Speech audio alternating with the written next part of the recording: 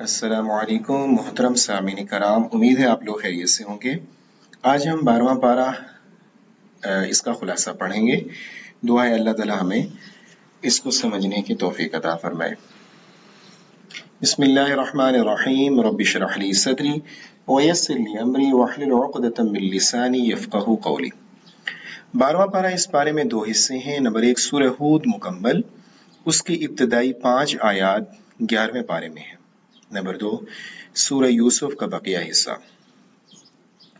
سورہ ہود میں 4 باتیں یہ ہیں: قرآن کریم کی عظمت، توحید اور دلائل توحید۔ نمبر 3 رسالت اور اس کے اثبات کے لیے 7 انبیاء کرام علیہم السلام کے واقعات۔ نمبر 4 قیامت کا تذکرہ۔ نمبر 1 قرآن کی عظمت۔ قرآن اپنی آیات، معانی اور مضامین کے اعتبار سے محکم کتاب ہے۔ اس میں کسی بھی اعتبار سے فساد اور خلل نہیں آ سکتا، نہ اس میں کوئی تعارض یا تناقض پایا جاتا ہے۔ اس کے محکم ہونے کی بڑی وجہ یہی ہے کہ اس کی تفسیر اور تشریح اس ذات نے کی ہے جو حکیم بھی ہے اور خبیر بھی ہے۔ اس کا ہر حکم کسی نہ کسی حکمت پر مبنی ہے، اور اسے انسان کے ماضی، حال، مستقبل، اس کی نفسیات، کمزوریوں اور ضروریات کا بخوبی علم ہے۔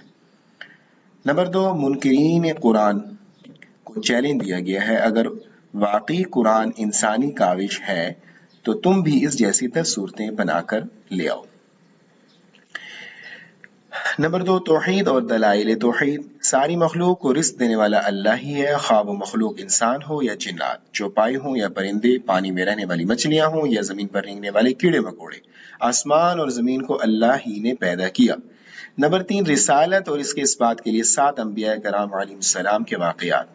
حضرت نوح علیہ السلام، ان کی قوم ایمان نہیں لائی سوائے چند کے۔ انہوں نے اللہ کے حکم سے کشتی بنائی، ایمان والے محفوظ رہے، باقی سب غرق ہو گئے۔ نمبر 2 حضرت ہود علیہ السلام، ان کی قوم میں سے جو ایمان لے وہ کامیاب ہوئے، باقی سب پر باد سرسر کی صورت میں اللہ کا عذاب آیا۔ نمبر 3 حضرت صالح علیہ السلام، ان کی قوم کی فرمائش پر اللہ تعالیٰ نے پہاڑ سے اونٹنی نکالی، مگر قوم نے اسے مار ڈالا، ان پر بھی اللہ کا عذاب نازل ہوا۔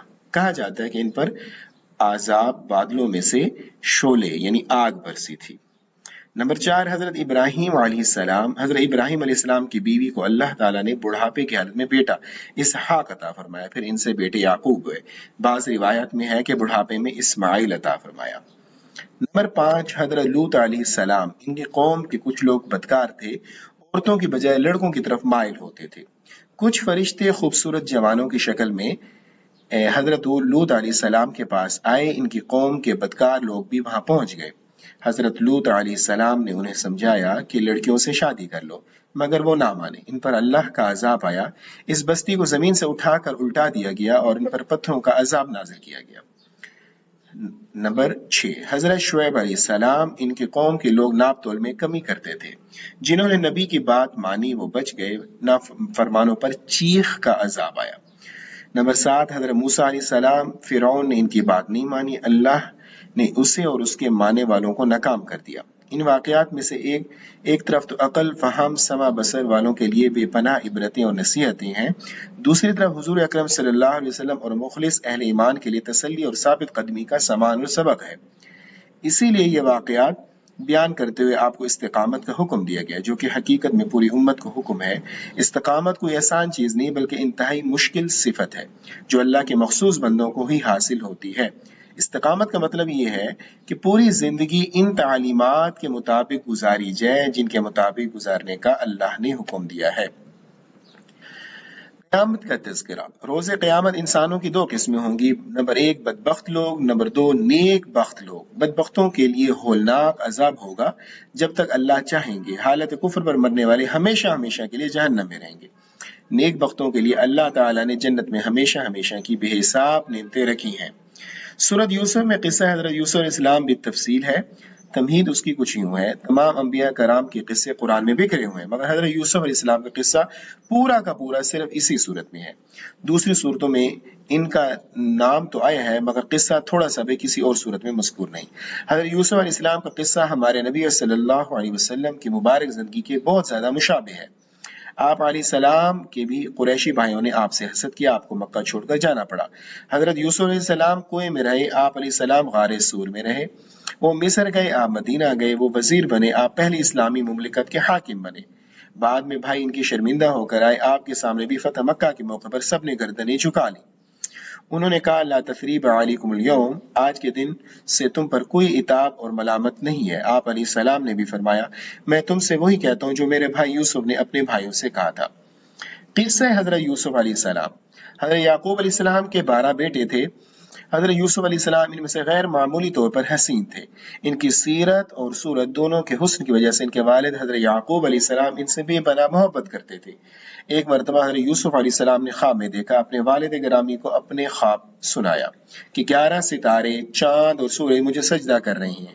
ان کے والد نے انہیں منع کیا کہ اپنا یہ خواب اپنے بھائیوں کو مت بتانا۔ باپ کے بیٹے سے اس محبت کی وجہ سے بھائی حسد میں مبتلا ہو گئے۔ وہ اپنے والد کو تفریح کا کہہ کر حضرت یوسف علیہ السلام کو جنگل میں لے گئے اور آپ کو کنویں میں گرا دیا۔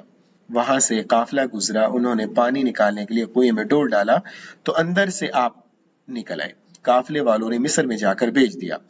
عزیز مصر خرید کر اپنے گھر میں رکھ لیا۔ جوان ہوئے تو عزیز مصر کی بیوی آپ پر فریفتہ ہو گئی۔ اس نے برائی کی دعوت دی، آپ نے اس کی دعوت ٹھکرا دی۔ عزیز مصر نے بدنامی سے بچنے کے لیے آپ کو جیل میں ڈلوا دیا۔ قید خانے میں بھی آپ نے دعوت توحید کا سلسلہ جاری رکھا، جس کی وجہ سے قیدی آپ کی عزت کرتے تھے۔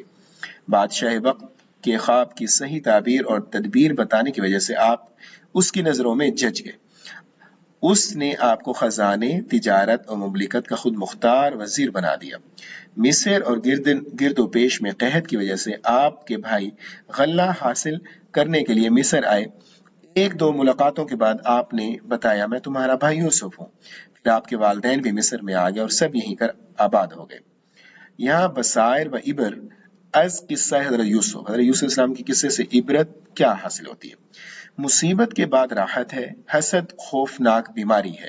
اچھے اخلاق ہر جگہ کام آتے ہیں۔ پاک دامنی تمام بھلائیوں کا سرچشمہ ہے۔ نامحرم مرد و عورت کا اختلاط تنہائی میں نہیں ہونا چاہیے۔ ایمان کی برکت سے مصیبت آسان ہو جاتی ہے۔ معصیت پر مصیبت کو ترجیح دینی چاہیے۔ داعی جیل میں بھی دعوت دیتا ہے۔